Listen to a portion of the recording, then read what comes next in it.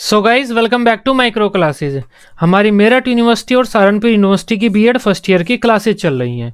इस वीडियो में हम कुछ इंपॉर्टेंट सूक्ष्म शिक्षण कौशल देखेंगे, माइक्रो टीचिंग स्किल्स देखेंगे जो इंपॉर्टेंट है। शॉर्ट क्वेश्चन बनता है, यहाँ से किसी भी एक स्किल के बारे में पूछ लेंगे आपसे, वो आपको बताना पड़ेगा। इन स्किल्स के बारे में हम आज इस वीडियो में कवर करने वाले हैं। प्रस्तावना कौशल क्या होता है, खोजक प्रश्न कौशल, व्याख्यान कौशल, पुनर्बलन कौशल और उद्दीपन परिवर्तन कौशल, दृष्टांत कौशल। तो ये कौशल क्या होते हैं, इनके बारे में आज हम डिस्कस करने वाले हैं। देखो ये सब क्या है, ये माइक्रो टीचिंग की स्किल्स है। माइक्रो टीचिंग क्या होता है, माइक्रो टीचिंग एक ऐसी प्रक्रिया है जिसके द्वारा छात्र अध्यापक के शिक्षण कौशलों का विकास किया जाता है। किसी छात्र के शिक्षण कौशल का विकास करने के लिए हम सूक्ष्म शिक्षण का प्रयोग करते हैं।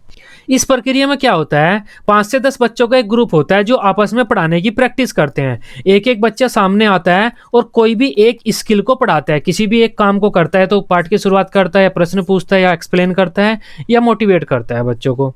तो एक काम, किसी भी एक चीज की प्रैक्टिस करते हैं एक बार में सूक्ष्म शिक्षण में। तब ये वे स्किल्स हैं जिनकी ये बच्चे प्रैक्टिस करते हैं। अब इन स्किल्स के बारे में बात करते हैं, क्या स्किल्स होती हैं और किन किन बातों का ध्यान रखना होता है बच्चों को प्रैक्टिस करते टाइम। सबसे पहली स्किल है हमारी प्रस्तावना कौशल, इंट्रोडक्शन स्किल। इस स्किल में एक शिक्षक यह प्रैक्टिस करता है कि छात्रों की पाठ की शुरुआत कैसे करनी है। प्रस्तावना कौशल में एक शिक्षक या एक छात्र अध्यापक इस चीज की प्रैक्टिस करता है कि पाठ की शुरुआत कैसी होनी है। प्रस्तावना कौशल पाठ की शुरुआत से संबंधित होता है। इस स्किल में एक बच्चा पाठ की शुरुआत करनी सीखता है, छात्रों से प्रस्तावना प्रश्न पूछता है, उनके पूर्व ज्ञान को नवीन ज्ञान से जोड़ता है और मोटिवेट करता है। ये सारे काम हमारे प्रस्तावना कौशल से संबंधित होते हैं। इंट्रोडक्शन स्किल, यह सूक्ष्म शिक्षण का सबसे प्रथम व प्रभावी कौशल है, वो आधारभूत व महत्वपूर्ण कौशल है। इस कौशल का संबंध पाठ को शुरू करने से होता है। इसमें हम छात्रों को प्रेरित करते हैं, उनके पूर्व ज्ञान का पता लगाते हैं तथा छात्रों को पढ़ाए जाने वाले पाठ की जानकारी छात्रों को प्रदान करते हैं। इसके लिए हम प्रस्तावना प्रश्नों का प्रयोग करते हैं। प्रस्तावना प्रश्नों का प्रयोग किसी भी छात्र को प्रारंभ करने से पहले किया जाता है। इससे विद्यार्थियों के पूर्व ज्ञान का पता चलता है, साथ ही पढ़ाए जाने वाले प्रकरण की भी सामान्य जानकारी छात्रों को हो जाती है। प्रस्तावना प्रश्न में हम कम से कम 3 प्रश्न और ज्यादा से ज्यादा 5 प्रश्नों का प्रयोग करते हैं। इन प्रश्नों के द्वारा छात्रों के पूर्व ज्ञान को नवीन ज्ञान से जोड़ते हैं और अंतिम प्रश्न समस्यात्मक होता है। उसके द्वारा हम छात्रों में रुचि तत्परता का विकास करते हैं, मतलब छात्रों को मोटिवेट करते हैं। अब देखो प्रस्तावना कौशल में एक स्टूडेंट क्या करता है, कि स्टूडेंट टीचर क्या करता है, वह सामने आता है, छात्रों से सबसे पहले कुछ प्रश्न पूछता है, उनके पूर्व ज्ञान को नवीन ज्ञान से जोड़ता है और उसके बाद वह बताता है कि आज हम क्या पढ़ने वाले हैं। तो यह अपने पाठ की शुरुआत करता है। एक टीचर इस प्रस्तावना कौशल में छात्रों को मोटिवेट करता है और उन्हें बताता है कि आज हम क्या पढ़ने वाले हैं। प्रस्तावना कौशल में एक शिक्षक ये कार्य करता है, छात्रों को यह बताना कि आज हम क्या पढ़ने वाले हैं, छात्रों के पूर्व ज्ञान को नवीन ज्ञान से जोड़ना, छात्रों को पढ़ने के लिए मानसिक रूप से तैयार करना, मतलब उन्हें मोटिवेट करना, छात्रों में प्रकरण के प्रति रुचि पैदा करना और उद्देश्य कथन कहना। अपना उद्देश्य कथन कहने का मतलब होता है, टीचर ये कहता है कि तो बच्चों आज हम ये पढ़ने वाले हैं, तो वो जो स्टेटमेंट होता है वो बोलता है यहाँ पर। अब प्रस्तावना कौशल के घटक की बात कर लेते हैं, कंपोनेंट्स की बात कर लेते हैं। घटक से मतलब होता है में कौन सी बातें होती हैं जो एक टीचर को प्रस्तावना कौशल की प्रैक्टिस करते टाइम या पाठ की शुरुआत करते टाइम ध्यान रखनी पड़ती हैं। घटक का मतलब होता है वे बातें जो एक छात्र अध्यापक को ध्यान रखनी पड़ती हैं प्रस्तावना कौशल का प्रयोग करते समय।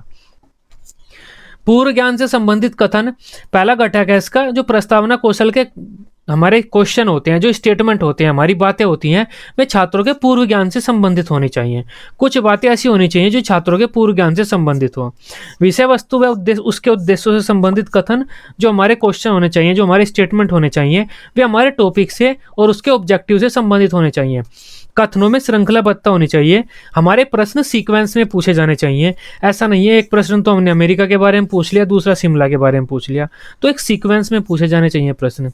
छात्रों में प्रेरणा व रुचि पैदा करने की क्षमता होनी चाहिए। हमारे प्रश्नों में हमें सहायक सामग्री का भी प्रयोग करना है। सहायक सामग्री का प्रयोग करके भी छात्रों से कुछ प्रश्न पूछने हैं। उद्देश्य कथन उचित प्रकार से कहना कि आज हम इस टॉपिक का अध्ययन करने वाले हैं या आज का हमारा प्रकरण है ये। तो इस प्रकार जो हमारा उद्देश्य कथन है वह सही तरह से हमें कहना है, जिससे कि बच्चे समझ पाए आज का क्या टॉपिक है। तो ये प्रस्तावना कौशल के कंपोनेंट होते हैं। अगर प्रस्तावना कौशल के बारे में शॉर्ट क्वेश्चन आता है तब आपको प्रस्तावना कौशल के बारे में लिखना है और उसके कंपोनेंट लिखने हैं। 2 बातें तो आपको जरूरी लिखनी है। अब एक्सप्लेनिंग स्किल देख लेते हैं हम। एक्सप्लेनेशन क्या होता है? एक्सप्लेनिंग स्किल व्याख्यान कौशल, व्याख्या कौशल इसे हम बोलते हैं। इस कौशल में एक स्टूडेंट व्याख्या करने की प्रैक्टिस करता है, यह सीखता है कि हमें एक्सप्लेन कैसे करना है पार्ट। तो सामने आता है, अपने पार्ट को पढ़ाता है, एक्सप्लेन करता है उसकी और बैठ जाता है। तो ये काम करता है इस स्किल में। छात्रों के सामने अपने पाठ्य वस्तु को बोलकर सरलतम रूप से प्रस्तुत करने की प्रक्रिया को हम व्याख्यान कौशल बोलते हैं। इस कौशल के दौरान छात्र अध्यापक छात्रों के सामने व्याख्यान करने के कौशलों को सीखता है। एक शिक्षक को शिक्षण प्रक्रिया में अनेक सिद्धांत, प्रत्यय, नियमों आदि को समझाना पड़ता है। इसके लिए शिक्षक इनकी व्याख्या करता है। इसमें विषय वस्तु पर आधारित तथा उससे संबंधित कुछ सार्थक कथन शिक्षक द्वारा दिए जाते हैं। तो एक्सप्लेनेशन में एक शिक्षक क्या करता है? टॉपिक से रिलेटेड कुछ क्रमबद्ध कथनों का प्रयोग करता है। यह कौशल शिक्षक के व्यवहारों का वह समूह है जिसके द्वारा किसी प्रत्यय, सिद्धांत, नियम, पद, परिभाषा, संरचना आदि को भलीभांति समझाने के लिए अंत संबंधित व अंत आश्रित कथनों का प्रयोग करता है। तो मतलब इनका एक ही है, हम शिक्षक कथनों का प्रयोग करके किसी चीज को समझा रहा है तो उसे हम भाषण देना ही बोलते हैं, एक्सप्लेन करना ही बोलते हैं। एक परिभाषा दे सकते हैं आप, टी.एस. रिस्क के अनुसार व्याख्यान उन तथ्यों, सिद्धांतों व अन्य संबंधों का स्पष्टीकरण है जिसको एक शिक्षक चाहता है कि उसको सुनने वाले उसे समझे। ये मैंने आपको पहले पढ़ा दिया है। तो व्याख्यान कौशल में एक शिक्षक या एक छात्र अध्यापक लेक्चर देना सीखता है। व्याख्यान कौशल के ये घटक हैं। एक टीचर को लेक्चर देते टाइम इन बातों का ध्यान रखना होता है। सबसे पहले तो उपयुक्त प्रारंभिक कथन का प्रयोग करना, लेक्चर की शुरुआत एक अच्छी तरह से करना। ऐसा नहीं है कि बीच से शुरुआत कर दे टीचर कहीं से कि जैसे ही राजा गिरा तो उसकी रानी उसके सामने थी। अगर एक टीचर यहाँ से शुरू करता है तो लेक्चर अच्छा नहीं है। तो प्रारंभिक कथन का सही तरह से प्रयोग करना चाहिए। एक टीचर को ऐसा बोलना चाहिए कि एक टाइम की बात है, वहां पर एक राजा था, वगैरह वगैरह। तो शुरुआत अच्छे से करनी चाहिए एक्सप्लेनेशन की। दूसरा पॉइंट है उसकी भाषा अच्छी हो, ऐसी हो जो बच्चों की समझ में आ रही हो, न स्पीड ज़्यादा हो न कम हो। सहायक सामग्री का भी उस टीचर को प्रयोग करना है। एक्सप्लेन करते टाइम टीचिंग एड भी दिखानी है। एक्सप्लेन करते टाइम उसे कुछ प्रश्न भी पूछने हैं। उसके विचारों में क्रमबद्धता होनी चाहिए। जो एक्सप्लेन करने के लिए वह सेंटेंस यूज कर रहा है एक्सप्लेन करते टाइम, तो वे सीक्वेंस में होने चाहिए। शिक्षण बिंदुओं का उचित अवधि में दोहराव होना चाहिए। तो जो बातें वह बता रहा है तो उनका रिपीटिशन भी होना चाहिए। ऐसा नहीं है कि एक बात को बताकर वह आगे निकल जाए, तो अगर रिपीट नहीं करेगा बच्चे भूल जाएंगे। जोड़ने वाली कड़ियों का प्रयोग करना चाहिए। एक टीचर को एक्सप्लेन करते टाइम ऐसी बातों का प्रयोग करना चाहिए जिससे सेंटेंस जुड़ते हैं। उदाहरण के लिए आप ये समझ सकते हैं, जोड़ने वाली कड़ी कौन कौन सी होती हैं? जोड़ने वाली कड़ी ये होती हैं, जैसे उदाहरण के लिए, इसके पश्चात, मैं आपको बताना चाहता हूँ, इस वजह से, तो इस कारणवश। जो ये शब्द है ना छोटे छोटे से, जैसे, उदाहरण के लिए, इसलिए, तो इन शब्दों का प्रयोग करके हम वाक्यों को जोड़ते हैं। तो जोड़ने वाली कड़ियों का भी एक टीचर को प्रयोग करना है। तकनीकी शब्दों का अर्थ बताना है। अगर कोई कठिन सा शब्द आ गया ना जिसका अर्थ बच्चों को नहीं पता, तो तकनीकी शब्दों का अर्थ एक टीचर को बताना चाहिए। तो ये घटक होते हैं व्याख्यान कौशल के, इनका ध्यान रखना होता है एक टीचर को। इन घटकों को हम यहाँ पर भी लिख सकते हैं। एक बार आपके पेपर में एक क्वेश्चन आ गया था कि व्याख्या करते समय एक टीचर को किन किन बातों का ध्यान रखना चाहिए, तो यही घटक है। घटकों का ही एक टीचर को ध्यान रखना होता है। तब आप इन घटकों को शब्दों में बनाकर लिख सकते हैं, वाक्यों में बनाकर, इस तरह से कि व्याख्या करने की भाषा सरल होनी चाहिए, पाठ की गति प्रारंभ में मंद हो और बाद में सतत हो, श्रव्य दृश्य सामग्री का प्रयोग करना चाहिए, आवाज स्पष्ट होनी चाहिए, निष्कर्षात्मक कथन बोलने चाहिए, बाद में निष्कर्ष के लिए कथन बोलना चाहिए कि इस पाठ से हमें क्या निष्कर्ष मिलता है। छात्रों से कुछ क्वेश्चन पूछने चाहिए, उदाहरणों का प्रयोग करना चाहिए, कथनों में संबंध होना चाहिए, सीक्वेंस होना चाहिए। तो ये बातें वही है जो हमने ऊपर पढ़ी थी। अब हम खोजक प्रश्न कौशल की बात करते हैं, एक्सप्लेनिंग स्किल। इस स्किल में एक टीचर छात्रों से क्वेश्चन आंसर करता है, क्वेश्चन आंसर करने सीखता है। अब इसे हम प्रश्नोत्तर कौशल न बोलकर खोजक प्रश्न कौशल बोलते हैं। क्यों बोलते हैं? क्योंकि हम बच्चों से ऐसे क्वेश्चन पूछते हैं इस स्किल में ताकि बच्चे उत्तर देते। इसे हम वैसे प्रश्नोत्तर कौशल भी बोलते हैं। अगर कोई टीचर प्रश्न करना सीखता है तो वो खोजक प्रश्न कौशल में ही सीखता है। इसे हम क्वेश्चनिंग स्किल या फिर प्रूविंग क्वेश्चनिंग स्किल बोलते हैं। ये सारे नाम है इसके, आप पढ़ सकते हैं क्वेश्चनिंग स्किल से। देखो इस स्किल में एक टीचर क्या सीखता है? क्वेश्चन आंसर करने सीखता है, पहली बात तो ये है। लेकिन कई बार ऐसा होता है जब टीचर बच्चों से क्वेश्चन पूछता है तो बच्चे उसका उत्तर नहीं दे पाते, तब टीचर को कुछ ऐसे प्रश्न पूछने पड़ते हैं जिससे कि वह बच्चा उत्तर तक पहुंच जाए। उन प्रश्नों को ही हम खोजक प्रश्न बोलते हैं। खोजक प्रश्न मतलब उत्तर खोजने के लिए जो प्रश्न एक टीचर पूछता है उन्हें हम खोजक प्रश्न बोलते हैं। टीचर ने पूछा भारत की राजधानी क्या है, बच्चे ने नहीं बताया। तब एक टीचर क्या करेगा, खोजक प्रश्न पूछेगा। खोजक प्रश्न से मतलब है अब ऐसे ऐसे प्रश्न पूछेगा जिससे कि यह बच्चा उत्तर दे दे कि हमारा राष्ट्रपति कहाँ बैठता है, दंगे ज्यादातर कहाँ होते हैं, ज्यादातर आंदोलन कहाँ होते हैं, ज्यादातर धरने कहाँ पर बैठे धरे जाते हैं, ज्यादातर धरने कहाँ होते हैं, न्यूज में ज्यादातर किसके बारे में आप सुनते हैं, किस प्रदेश के बारे में या किस राज्य के बारे में, कुछ ऐसा करके। तो बच्चे बता देंगे जी दिल्ली के बारे में काफी कुछ सुना है, तो हाँ हमारी राजधानी वही होती है। तो इस तरह से जब एक टीचर ऐसे क्वेश्चन पूछता है जिसके द्वारा बच्चे को उत्तर तक लाया जाता है, उन प्रश्नों को हम खोजक प्रश्न बोलते हैं। तो इस स्किल में एक टीचर यही सीखता है कि बच्चे से क्वेश्चन आंसर कैसे करें और बच्चे को उत्तर तक कैसे लेकर आएं। इस वजह से इस स्किल को हम खोजक प्रश्न कौशल बोलते हैं। शिक्षक छात्रों के पूर्व ज्ञान के जांच के लिए तथा पाठ के विकास के लिए शिक्षण प्रक्रिया के दौरान प्रश्न पूछता रहता है। यदि छात्र उन प्रश्नों का उत्तर देने में समर्थ नहीं होते, तब इस स्थिति में शिक्षक छात्रों से सही उत्तर निकालने के लिए खोजपूर्ण प्रश्नों की सहायता लेता है, जिससे छात्र सही उत्तर तक पहुंच जाते हैं। अर्थात शिक्षक द्वारा पूछे गए प्रश्न का उत्तर देने में अगर छात्र असमर्थता प्रकट करते हैं तो शिक्षक विषय वस्तु से संबंधित कुछ आलोचनात्मक प्रश्न पूछता है। यह प्रश्न ही खोजपूर्ण प्रश्न कहलाते हैं। खोजपूर्ण प्रश्न छात्रों को पूर्व ज्ञान से नवीन ज्ञान की ओर ले जाने में सहायक होते हैं। शिक्षक अपने छात्रों से विषय वस्तु के गहन अध्ययन एवं गहराई तक पहुंचने के लिए इन प्रश्नों की सहयोग लेता है। यह एक ऐसा कौशल है जो विद्यार्थियों में नवीन ज्ञान व नवीन खोज के लिए छात्रों को प्रेरित करता है। तो अब खोजपूर्ण प्रश्न कौशल में एक टीचर क्या करता है, प्रश्न उत्तर करने सीखता है। और खोजपूर्ण प्रश्न किसे बोलते हैं हम, अगर बच्चे किसी प्रश्न का उत्तर नहीं दे पाते तो टीचर ऐसे क्वेश्चन पूछता है उनसे जिससे कि वे उत्तर तक पहुंच जाए। उन प्रश्नों को हम खोजपूर्ण प्रश्न कौशल बोलते हैं। अब कंपोनेंट की बात कर लेते हैं। खोजपूर्ण प्रश्न कौशल के कंपोनेंट कौन कौन से होते हैं। पहला होता है अनुबोधन या संकेत करना, मतलब हम ऐसे प्रश्न पूछते हैं बच्चों से जो उत्तर की ओर संकेत करते हैं। अगर बच्चे उत्तर नहीं दे पाते तो हमें ऐसे प्रश्न पूछने पड़ते हैं उनसे जो उत्तर की ओर संकेत करते हैं, उत्तर तक ले जाते हैं। तो ये अनुबोधन का मतलब होता है। अधिक सूचना की प्राप्ति, अगर हम बच्चों से कोई क्वेश्चन पूछते हैं और बच्चे उसका पूरा उत्तर नहीं देते, आधा ही उत्तर देते हैं, तब हम उनसे ऐसे क्वेश्चन पूछते हैं जिससे कि अधिक सूचना हमें प्राप्त हो जाए उनके उत्तर के बारे में। तो ऐसे क्वेश्चन भी पूछने पड़ते हैं हमें। पुनर्केंद्रण, कभी कभी क्या होता है एक टीचर क्वेश्चन बोल देता है, बच्चे उसे नहीं समझ पाते हैं पूरा तो गलत उत्तर दे देते हैं। तो टीचर को उस क्वेश्चन से संबंधित ऐसे क्वेश्चन पूछने पड़ते हैं जिससे छात्रों का ध्यान क्वेश्चन की ओर केंद्रित हो जाए, मतलब छात्र क्वेश्चन को सही तरह से समझ जाए। छात्रों को क्वेश्चन सही तरह से समझाने के लिए जो क्वेश्चन टीचर और आसान करके पूछता है उस प्रक्रिया को हम पुनर्केंद्रण बोलते हैं। पुनर्निर्देशन होता है किसी क्वेश्चन के बारे में ज्यादा उत्तर प्राप्त करना।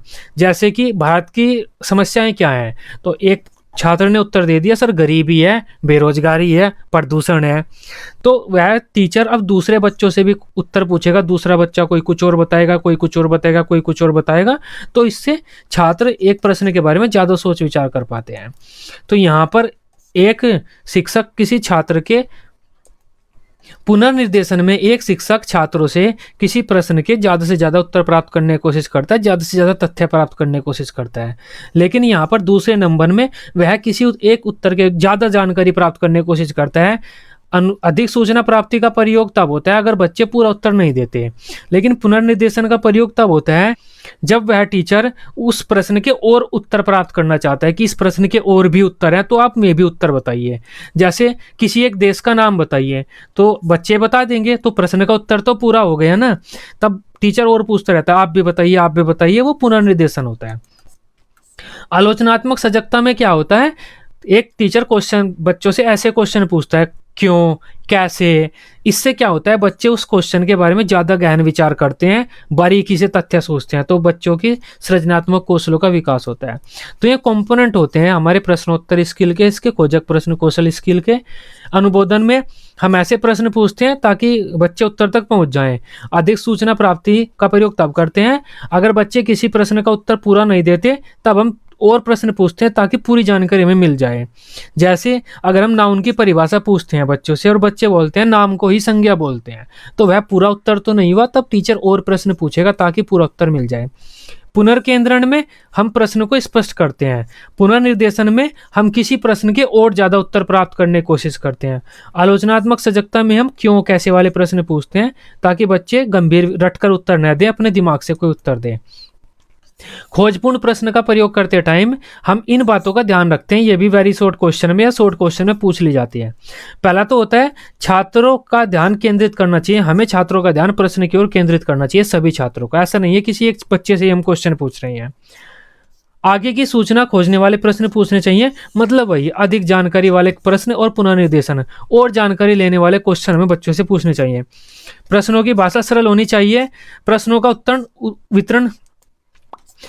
का वितरण समान होना चाहिए, मतलब एक टीचर को जो प्रश्न पूछने चाहिए तो वे हर जगह से पूछने चाहिए। अगर ये क्लास है तो ऐसा नहीं है पहली लाइन में से ही पूछ रहा है, पीछे वाले ऐसे ही बैठे हैं। वितरण समान होना चाहिए, पूरी कक्षा में से उत्तर पूछने चाहिए उसे।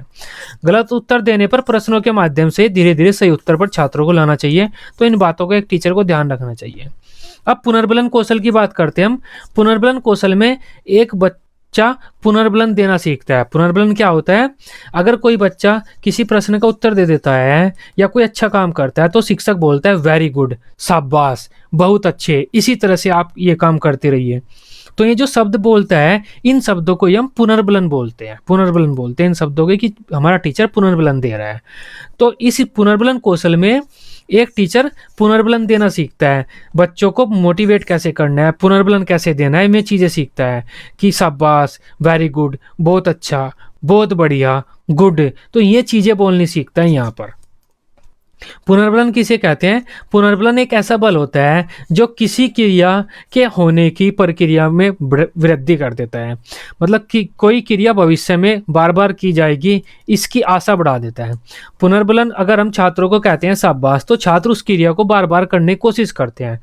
देखो पुनर्बलन क्या होता है, टीचर ने कोई क्वेश्चन पूछा, बच्चे ने उत्तर दिया, तब टीचर शाबाश कहता है, इसे हम बोलते हैं पुनर्बलन देना। अगर हम बच्चे को शाबाश बोलेंगे तो बच्चा बार बार उत्तर देने की कोशिश करेगा। मतलब पुनर्बलन देने से किसी क्रिया में वृद्धि हो जाती है कि वह क्रिया बार बार होगी।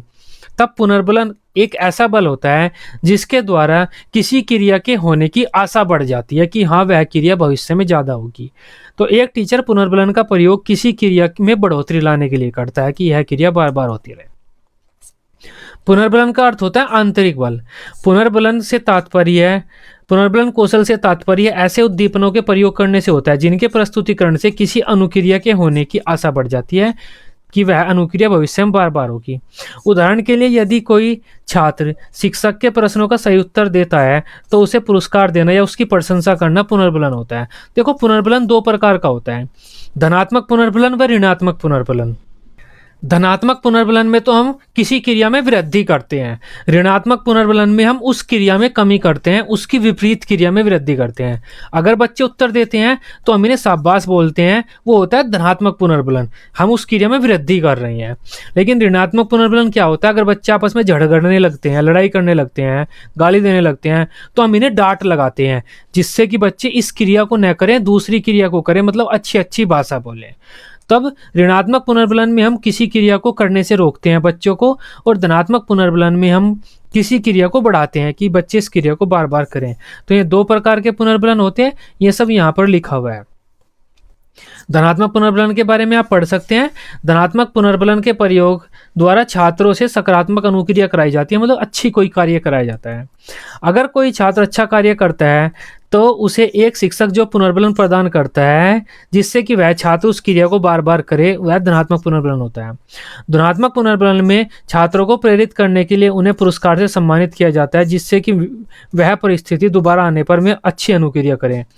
इस उद्दीपन की प्रस्तुति करने पर अनुक्रिया की होने की संभावना बढ़ जाती है। धनात्मक पुनर्बलन दो प्रकार का होता है, शाब्दिक व अशाब्दिक। अब देखो बच्चों को धनात्मक पुनर्बलन हम दो प्रकार से दे सकते हैं, शब्दों के द्वारा, बिना शब्दों के भी। शब्दों के द्वारा हम ये कह सकते हैं शाबाश, अच्छा, बहुत अच्छा आदि, इस तरह से कुछ भी कह सकते हैं हम। अशाब्दिक भी कह सकते हैं। धनात्मक पुनर्बलन सही उत्तर देने पर हम मुस्कुरा देते हैं, उसकी पीठ थपथपा देते हैं, चेहरे गर्दन के द्वारा गर्दन हिलाकर शाबाशी दे देते हैं, या फिर उसके उत्तर को श्यामपट्ट पर लिख देते हैं।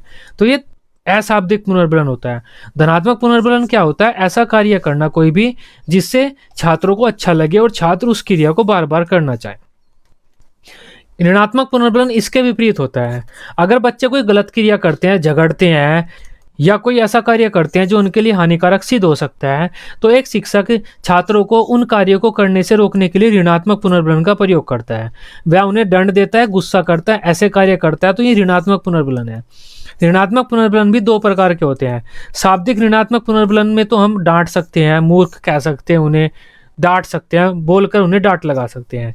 लेकिन अशाब्दिक ऋणात्मक पुनर्बलन में हम उन्हें आंखें दिखा सकते हैं, गुस्से से देख सकते हैं, किताब अपनी मेज पर पटक कर मार सकते हैं, या बिल्कुल चुप हो सकते हैं। हम क्लास में पढ़ा रहे हैं और बच्चे बोल रहे हैं, कतर कतर कतर कतर कर रहे हैं, टीचर पढ़ाना बंद कर देता है, बिल्कुल चुप हो जाता है। वो एक ऋणात्मक पुनर्बलन होता है। बच्चों को पता चल जाता है हमें बोलना नहीं है, तो बच्चे तुरंत चुप हो जाते हैं। तो ये हमारा पुनर्बलन कौशल है। अब पुनर्बलन कौशल के घटक देख लेते हैं, कौन कौन से घटक होते हैं।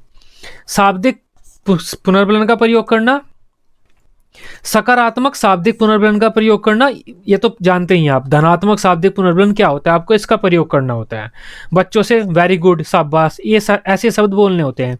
नकारात्मक शाब्दिक पुनर्बलन का प्रयोग करना, नहीं आपने गलत उत्तर दिया, ऐसे उत्तर नहीं देना चाहिए, आपको ऐसे नहीं बोलना चाहिए, तो ऐसी बातें भी हमें बोलनी है। अशाब्दिक पुनर्बलन का भी प्रयोग करना है, गर्दन वगैरह हिला के बच्चों को पुनर्बलन देना है। पुनर्बलन में विविधता होनी चाहिए, ऐसा नहीं है कि हर बार हम वेरी गुड बोल रहे हैं, अलग अलग तरह का पुनर्बलन दो। छात्रों के कथनों का समर्थन, हमें छात्रों के स्टेटमेंट का भी समर्थन करना है कि हाँ इसने उत्तर सही दिया, देखो ये तुम्हारी बात सही है। तो जो छात्रों ने बात कही है हमें उसको हाँ में हाँ भी मिलानी है। छात्रों के उत्तर को सैमपट पर भी लिखना है हमें, और सभी बच्चों के लिए पुनर्बलन का भी प्रयोग करना है। अगर ये क्लास है, 10 बच्चों से हमने प्रश्न पूछा और 10 ने थोड़ा थोड़ा प्रयास करके बताया, तो सभी के लिए हम कह सकते हैं शाबाश। तो सभी के लिए भी हमें पुनर्बलन का प्रयोग करना है, ऐसा नहीं है हर बच्चे के लिए अलग करेंगे। पुनर्बलन के द्वारा छात्रों के उत्साहवर्धन भी करना है कि आपने अच्छा किया, आगे इसी तरह से बढ़ते रहिए। तो ये हमारा पुनर्बलन कौशल था। अब उद्दीपन परिवर्तन कौशल की बात करते हैं, स्टिमुलस वेरिएशन स्किल। तो उद्दीपन परिवर्तन कौशल क्या होता है? देखो, उद्दीपन परिवर्तन कौशल एक टीचर की बॉडी लैंग्वेज से संबंधित होता है।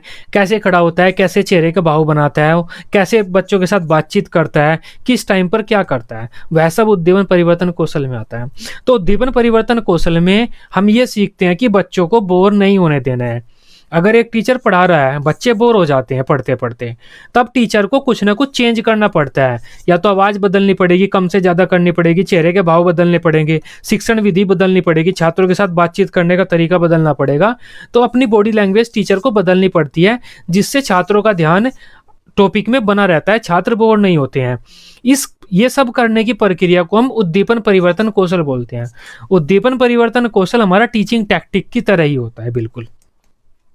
तब एक टीचर कुछ भी करे, छात्रों का ध्यान पाठ में बनाए रखे, वह कार्य उद्दीपन परिवर्तन कौशल के अंतर्गत आता है। उद्दीपन परिवर्तन कौशल से अभिप्राय उस तकनीकी से है जिसके द्वारा एक अध्यापक अपने विद्यार्थियों का ध्यान कक्षा की गतिविधियों की ओर आकर्षित व केंद्रित करता है तथा उसे बनाए रखता है। अध्यापक ध्यान केंद्रित करने हेतु उपयोग में लाए जाने वाले विभिन्न उपागमों के प्रयोग से शिक्षण प्रक्रिया को रुचिपूर्ण बनाता है, जिससे छात्र शिक्षण प्रक्रिया के दौरान ऊबते नहीं है। इससे शिक्षण प्रक्रिया के उद्देश्यों को प्राप्त करने में सफलता मिलती है। अतः छात्रों का ध्यान केंद्रित करने के लिए व पाठ में रुचि बनाए रखने के लिए एक शिक्षक अपने व्यवहार में जो जानबूझकर परिवर्तन लाता है, उसे उद्दीपन परिवर्तन कौशल कहते हैं। शिक्षक शिक्षण को रोचक बनाए रखने के लिए विभिन्न प्रकार के उद्दीपनों का प्रयोग करता है, जैसे सहायक सामग्री का प्रयोग करना, श्यामपट्ट पर लिखना, छात्रों के पास जाकर प्रश्न पूछना, हाथ के इशारे करना, चेहरे का भाव बदलना, रुक जाना आदि। तो एक टीचर की जो बॉडी लैंग्वेज होती है, बॉडी लैंग्वेज कैसे वह अपनी क्लास में रखेगा। अगर एक जगह खड़ा होकर ही पढ़ा रहा है तो बच्चे बोर हो जाएंगे, एक तरह से ही बातचीत कर रहा है तो बच्चे बोर हो जाएंगे, बस बोर्ड पे लिख रहा है तो बच्चे बोर हो जाएंगे। तो मतलब उद्दीपन परिवर्तन कौशल में क्या होता है, टीचर को अपनी बॉडी लैंग्वेज बच्चों के साथ इंटरेक्शन करने की प्रक्रिया को बदलते रहना चाहिए, थोड़े थोड़े टाइम बाद बदलना पड़ता है, जिससे बच्चे क्लासरूम में ही अपना ध्यान लगाकर रखें, बोर न हो। और यह करने की प्रक्रिया उद्दीपन परिवर्तन कौशल होती है। उद्दीपन परिवर्तन कौशल में एक टीचर अपनी शिक्षण विधियों, हाव भाव, चलने फिरने में, चेहरे के भाव में, बातचीत करने में परिवर्तन लाता है, जिससे बच्चे कक्षा में अपना ध्यान बनाए रखें। ये हमारा उद्दीपन परिवर्तन कौशल होता है। ये सब उद्दीपन परिवर्तन कौशल में आता है। अब उद्दीपन परिवर्तन के कौशल के ये घटक होते हैं। पहला तो होता है एक टीचर को स्वर में परिवर्तन करना होता है। ऐसा नहीं है कि एक ही स्पीड पे बोल रहा है, कभी तेज कभी कम बोलना होता है। चेहरे के हाव भाव भी बदलने होते हैं। शरीर का भी संचालन करना होता है। ऐसा नहीं है एक जगह खड़ा होकर ही पढ़ा रहा है, अलग अलग जगह भी आना जाना होता है। और ऐसा भी नहीं है कि चल ही फिर रहा है, रुकना भी होता है। अंतःक्रिया में परिवर्तन करना होता है। अगर वह बच्चों से क्वेश्चन पूछ रहा है तो फिर व्याख्या करेगा, फिर बोर्ड पर लिखेगा, फिर टीचिंग एड दिखाएगा। तो इंटरेक्शन में भी चेंज करना होता है। भाव केंद्रण, कभी कभी टीचर को सभी बच्चों का ध्यान एक पॉइंट पर भी केंद्रित करना होता है। ये पिक्चर टंगी हुई है, वह सब बच्चों कहता है इस पिक्चर के इस पॉइंट को देखो, यहाँ पर क्या हो रहा है। भाव केंद्रण का मतलब होता है सभी बच्चों का ध्यान एक जगह केंद्रित करना। मौन विराम, कभी कभी उस टीचर को चुप भी होना होता है, बिल्कुल चुप हो जाता है, इससे भी बच्चे ध्यान देते हैं पाठ में। तो ये सब काम एक टीचर उद्दीपन परिवर्तन में करता है, मतलब अपने बॉडी लैंग्वेज में वह चेंज करता है, अपने इंटरेक्शन करने में चेंज करता है, जिससे बच्चों का ध्यान पाठ में बना रहे। अब हम दृष्टांत कौशल की बात करते हैं। ये लास्ट स्किल होगी आज की। दृष्टांत कौशल, दृष्टांत कौशल इलस्ट्रेशन स्किल। अब दृष्टांत कौशल में एक टीचर उदाहरण देने सीखता है, एक बच्चा उदाहरण देने सीखता है। दृष्टांत कौशल का मतलब होता है उदाहरण देना। दृष्टांत का मतलब ही होता है उदाहरण। मतलब एक टीचर जब एक्सप्लेन करता है तो एक्सप्लेन करते टाइम उसे उदाहरण भी देने पड़ते हैं।